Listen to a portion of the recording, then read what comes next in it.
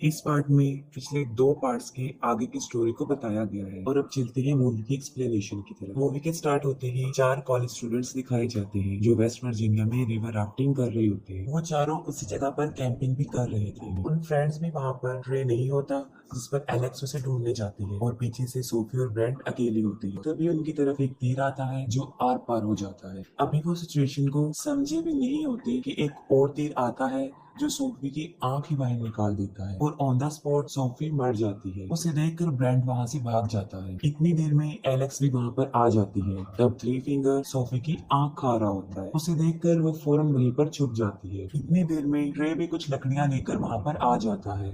वो three finger उस पर भी अटैक कर देता है। वो किसी तरह अपनी जान बचाकर जंगल की तरफ भागता है लेकिन थ्री फिंगर उसे भी पकड़ के मार देता है और ब्रेंट भी इन म्यूटेंट्स के ट्रैप में फंसकर उनका शिकार बन जाता है और उन फ्रेंड्स में अब सिर्फ एलेक्स ही जिंदा बचती है। इसके बाद वेस्ट वर्जीनिया की जेल को दिखाया जाता है जहाँ पर कुछ कैदियों को लेकर दूसरी जेल में ट्रांसफर करना था और ये जिम्मेदारी 3 पुलिस ऑफिसर्स को दी गई थी। वो टोटल कैदी 5 थी जिनमें एक था जेविस जो माफिया ऑर्गेनाइजेशन का हेड था और ये सब कुछ उसी के लिए हो रहा था। उनका ट्रांसफर 2 हफ्ते बाद होना था लेकिन पुलिस को ये पता चलता है कि जेविस के आदमी रास्ते में बस को हाईजैक कर सकते हैं और वो जेविस को छुड़वा कर ले जाएंगे और यही वजह है कि उन्होंने इमरजेंसी ट्रांसफर प्लान किया और साथ में अपना रूट भी चेंज कर दिया और उनका नया रूट वो खतरनाक भी था यानी पेपर मिल रोड। वो सब कैदियों को बस में बिठाकर वहाँ से चल पड़ते हैं। रास्ते में वो एक पुलिस स्टेशन पर स्टॉप करते हैं और वहाँ पर उन्हें शेरिफ कार्ल और डेप्यूटी लेन मिलते हैं और वहीं हमें थ्री डोर्स भी दिखाया जाता है जो थ्री फिंगर का नेफ्यू है और ये वही है जो पिछले पार्ट में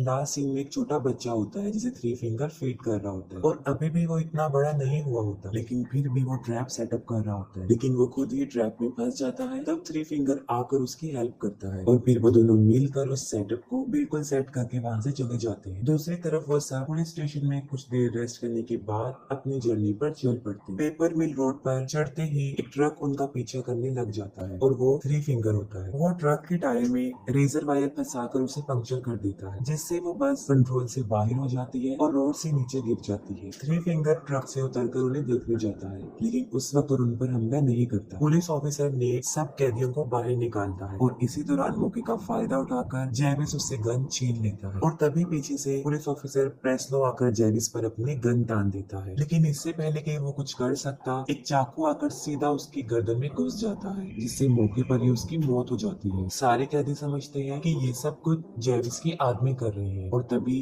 जेविस पर भी तीरों की बारिश होना शुरू हो जाती है जिससे वो फौरन समझ जाते हैं कि ये जेविस के आदमी तो नहीं कर सकते।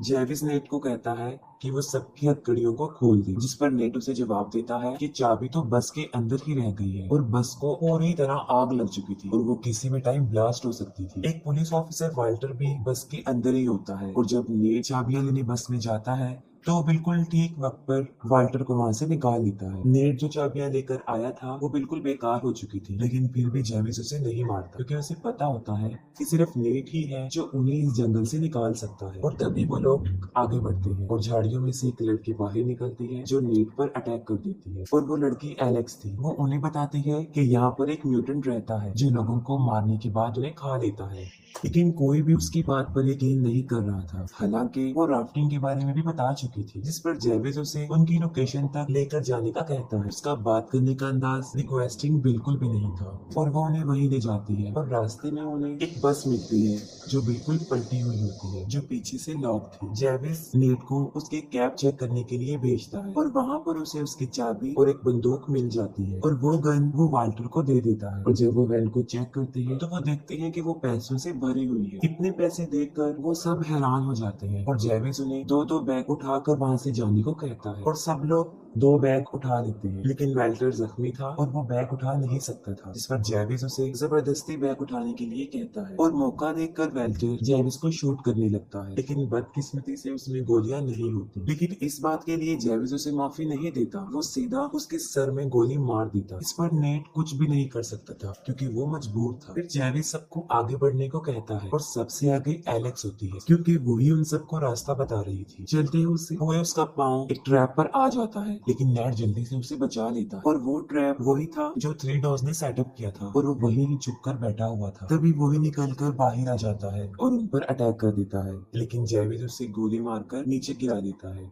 एलेक्स उन्हें बताती है कि ये वो म्यूटेंट नहीं है। इस पर जेविस को एक आइडिया आता है और वो थ्री फिंगर के लिए कोई क्लू छोड़कर आगे बढ़ता है। और जब थ्री फिंगर वहाँ पर पहुँचता है तो उसे थ्री डॉग्स का सर एक लकड़ी पर रखा हुआ मिलता है, जिसे देखकर वो पागल हो जाता है। यानी अब पहले से भी ज्यादा वो अपने होश खो बैठा था। आगे बढ़ते हुए उन्हें कोई चीज लटकी हुई नजर आती है, जिसे जेविस पकड़ लेता है, जिस पर विली फौरन समझ जाता है कि ये उनके लिए बिछाया गया एक ट्रैप है और वो जेविस को आगे धकेलकर उसे बचा लेता है, जिसकी उसे बहुत भारी कीमत अदा करनी पड़ती है। वो अपनी ही जान से हाथ धो बैठता है और जेविस उसे उसकी जान बचाने का बदला ये देता है कि वो उसकी टांगे ही काट देता है, क्योंकि ऐसा करने से विली उनकी जिन से अलग हो जाता है और वो आसानी से आगे बढ़ जाती है। दूसरी तरफ पुलिस स्टेशन में डिप्यूटी लेन को 2 दिन पहले मिसिंग हुए 4 स्टूडेंट्स की लीड मिल जाती है और शेरिफ के पास नेट की अभी कोई कॉल भी नहीं आई थी, जिससे वो काफी फिक्रमंद होता है। वो सोचता है कि शायद उनकी बस को किसी ने हाईजैक कर लिया है और वो लोगों को ढूंढने जाता है और लेन उन कॉलेज स्टूडेंट्स को ढूंढने जाते हैं। दूसरी तरफ वो सब एक पुराने केबिन में पहुंच जाते हैं, जहाँ पर कुछ टूल्स उन्हें मिलते हैं और वो उसकी मदद से अपनी जंजीरों को काट देते हैं। वो थोड़ा आगे बढ़ते हैं तो वहाँ पर थ्री फिंगर का ट्रक होता है। हालांकि उन सबको पता होता है कि ये उनके लिए बिछाया गया एक ट्रैप है, लेकिन फिर भी जेविस जबरदस्ती एक कैदी क्रॉफोर्ड को आगे भेजता है। जैसे ही वो थ्री फिंगर के ट्रक के पास जाता है, थ्री फिंगर उसे रेजर वायर में फंसा कर ट्रक को वहाँ से ले जाता है और ट्रक को सड़क पर ले जाकर पूरी स्पीड से क्रॉफोर्ड को सड़क पर घसीटता है और वो इतनी शिद्दत से घसीटता है कि जब तक कि वो मर ना जाए। पीछे से मौका देकर फ्लड पर जेविस पर हमला कर देता है और तब एलेक्स और नेट वहाँ से भाग जाते हैं। जेविस फ्लड को इतना मारता है कि वो अधमरा हो जाता है। एक और कैदी उसे वहाँ पर वैसे ही छोड़कर चले जाते हैं। शेरिफ उस बस पर पहुंचकर सारी इंफॉर्मेशन को आगे ट्रांसफर कर देता है। ये करने के बाद वो अपने डॉग को लेकर नेट को ढूंढने जंगल में चला जाता है। ब्रैंडन जेविस को कहता है कि उन्हें पैसों को यही छोड़कर नेट को ढूंढना चाहिए। जेविस उसकी बात मान लेता है और पैसे को कुछ टाइम के लिए वहीं पर छोड़ देता है और आखिरकार वो नेट को ढूंढ लेते हैं। जेविस उसे मारने ही वाला होता है कि नेट उसे बताता है कि यहाँ पर एक वॉच टावर है जहाँ से हम वो किसी से कांटेक्ट कर सकते हैं। जेविस उसे आखिरी मौका देता है और फिर वो उसे वहाँ पर लेकर जाता है और जैसे ही वो सब वहाँ पर पहुँचते हैं, वो देखते हैं कि वॉच टावर जलकर बुरी तरह राख हो चुका है और इसे उन तीनों म्यूटेंट भाइयों ने जला दिया था। वहाँ पर कुछ ना मिलने पर जेविस नेट को शूट करने लगता है, लेकिन बिल्कुल सही टाइम पर शेरिफ का डॉग उसे पकड़ लेता है। शेरिफ खुद भी ठीक वक्त पर वहाँ पर पहुँच जाता है और उन्हें वहाँ से ले जाता है, लेकिन तभी थ्री फिंगर दरख्त पर बैठा हुआ एक बाला नीचे फेंकता है जो सीधा शेरिफ के मुंह में घुस जाता है और आर पार हो जाता है, जिससे फौरन जेविस शेरिफ की गन को छीन लेता है और नेट को फिर से गन पॉइंट पर लाकर उसे ऑर्डर देता है और फिर वो अपना सारा पैसा लेने के लिए वापस जाता है, लेकिन फ्लड सारा कैश लेकर वहाँ से भाग रहा होता है और तभी जेविस को उसकी आवाज आ जाती है और वो फ्लड की तरफ बढ़ता है। लेकिन इससे पहले ही थ्री फिंगर मोलोटोव फेंक कर फ्लड को जला देता है और उसके साथ सारे पैसे भी जल जाते हैं। वो सब वहाँ से भागने की कोशिश करते हैं, लेकिन फिर से थ्री फिंगर का ट्रक उनके सामने आ जाता है और इस मर्तबा जेविस एलेक्स को उस ट्रक के सामने फेंक देता है और वो एलेक्स को लेकर ही वहाँ से चला जाता है। नेट उसे बचाने के लिए जाने लगता है, लेकिन जेविस उसे पकड़ लेता है और अभी उसे शूट करने ही वाला होता है। ब्रेंडन उसे मारकर बेहोश कर देता है और वो दोनों उसे वहीं पर छोड़कर अपने अपने रास्ते पर चल पड़ते हैं। थ्री फिंगर एलेक्स को लेकर अपने घर में जाकर बांध देता है और वहीं पर हमें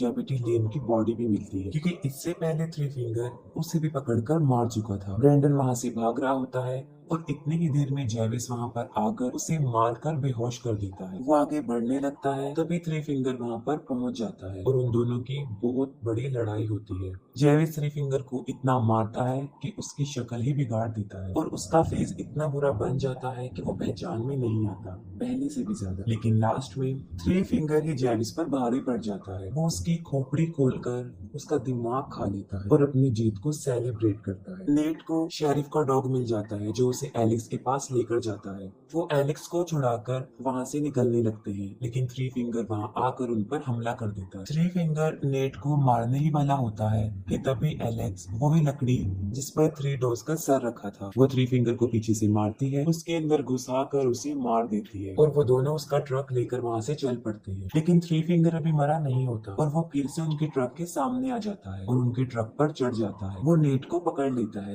जिससे उनका ट्रक बेकाबू हो जाता है और वो सीधा जाकर दरख्त पर लगता है और ट्रक में आग लग जाती है और इतनी ही देर में ब्रैंडन भी वहाँ पर पहुंच जाता है और उन दोनों को ट्रक से बाहर निकाल लेता है। लेकिन थ्री फिंगर इतनी आसानी से तो उनकी जान बख्शने वाला नहीं था और वो फिर से नेट को पकड़ लेता है। लेकिन इस मर्तबा नेट उसी का टूल पकड़ के उसमें घुसा देता है और उसे स्ट्रॉन्ग करने के लिए वो उसे ट्रक पर भी दे मारता है और फौरन ट्रक ब्लास्ट हो जाता है और उसके साथ ही थ्री फिंगर भी जल जाता है। नेट ब्रैंडन को आजाद कर देता है और उसे वहाँ से जाने देता है। कुछ देर बाद उनकी पूरी फौज वहाँ पर पहुंच जाती है और नेट और एलेक्स की जान बच जाती है। लेकिन कुछ दिन बाद नेट पैसों के लालच में दोबारा वहाँ पर आता है, लेकिन कोई पीछे से उसको मार देता है और वो कोई और नहीं ब्रैंडन था जिस पर बिलीव करके उसने उसे रिहा कर दिया था। ब्रैंडन वो पैसे उठा लेता है लेकिन तभी एक और म्यूटेंट वहाँ पहुंच जाता है और उसे भी मार देता है और किसी को भी नहीं पता चल सका कि वो म्यूटेंट कौन है और आज तक ये सवाल बनकर ही रहा और इसके साथ ही मूवी एंड हो जाती है।